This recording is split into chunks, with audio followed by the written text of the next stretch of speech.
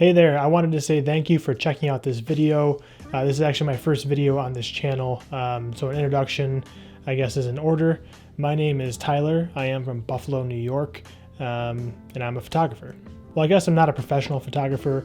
My creative history has been a little all over the place, all the way back from, I've always been creative, so high school I was into painting and drawing, and then I got into photography and digital photography, that is. I really fell in love with photography, and I tried to make it my career, try to be like the working photographer, taking any job I could get, trying to do portraits, headshots, stuff like that, and realizing it's really hard. So I commend anybody who is a working photographer.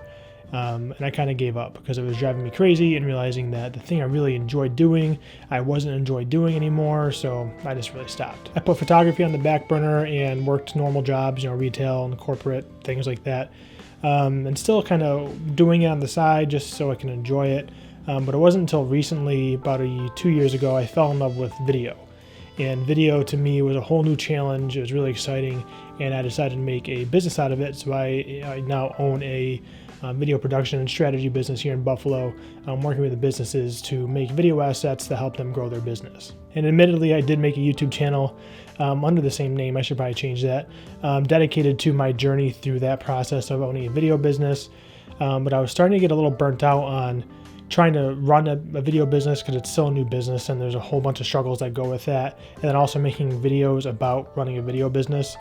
So I just was getting a little burnt out on both ends, and decided that I needed to find some sort of hobby. And as much as I like making videos about running a video business are kind of boring to viewers, I have to imagine, especially because I'm not coming from a point of authority. I'm still in the midst of running and figuring those things out. I don't really quite remember what brought film photography in front of my eyes, but it's probably YouTube or something like that.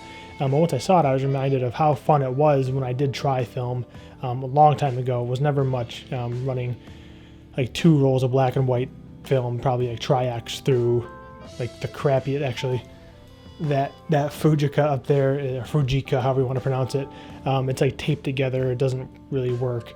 So I didn't have the best experience. And then a few years ago, my fiance's mom gave me her camera to use. It was the Canon AE-1 program.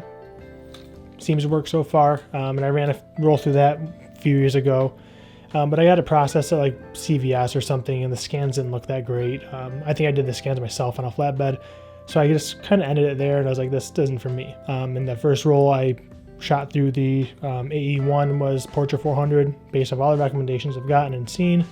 So I'm going to throw some of those up on the screen as I'm talking. But I decided to try it out again after watching some videos on YouTube and deciding I'd never really done color photography on film, and so I decided to give that a shot.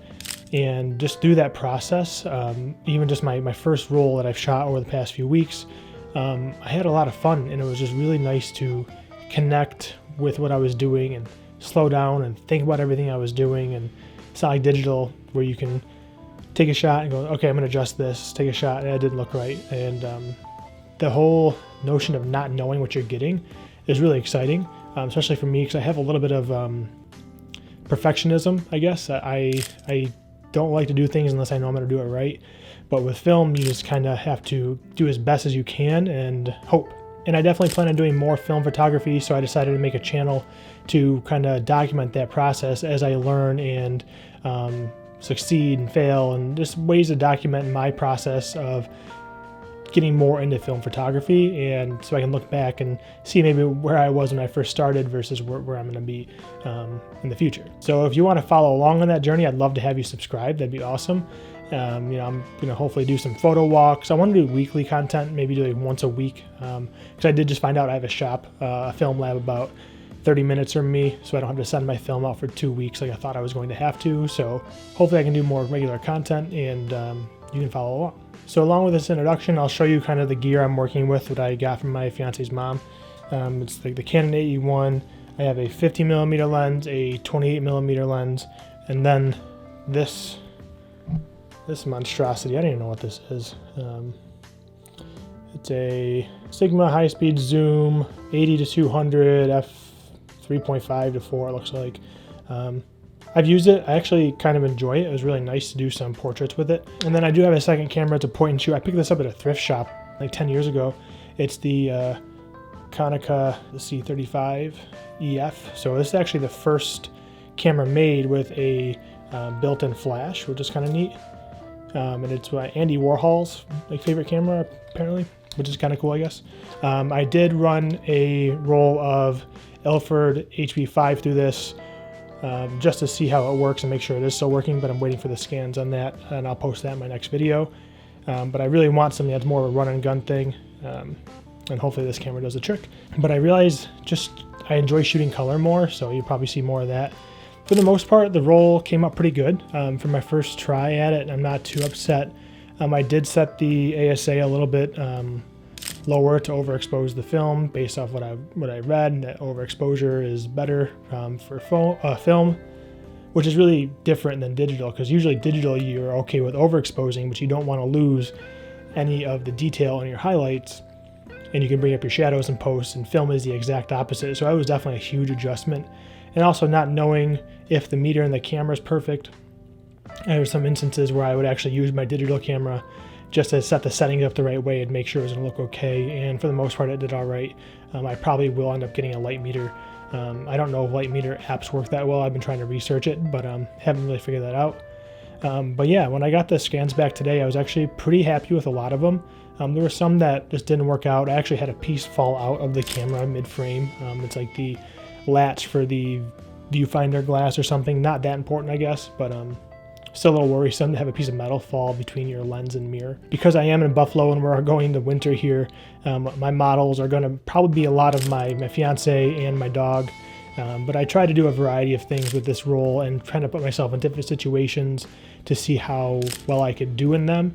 So that means different lighting and outdoors, indoors, different subjects like plants and things like that.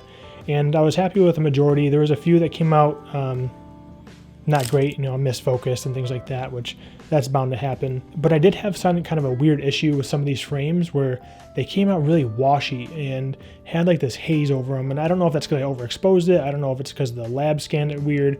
But I'm going to put up the examples here. The first three are of this Levi's jacket that I have. The first one you're going to see of these jackets are the edited version from Lightroom next to the original, and you can see how washed out and weird it looks. And the lighting setup was one light, kind of actually what I'm filming with right now, pointed directly at it. So I don't know if it was just too much light bouncing into the camera and overexposing, or what. It was just really weird to me. And then these pictures of the old Kodak film just really looked not like I pictured. I did use some hard light on them, but I wanted that shadow around the edge, and they just looked super washed out. So if you're seeing this and you know exactly what I did wrong, please let me know. I'd love to learn that. I'm gonna try retaking these photos with different lighting situations and see if that was it.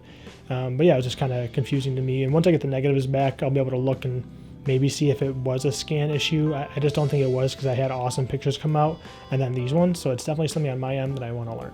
In terms of what's next for me, I do have that roll of HP5 coming back that hopefully I'll be able to go through and post some videos up on that.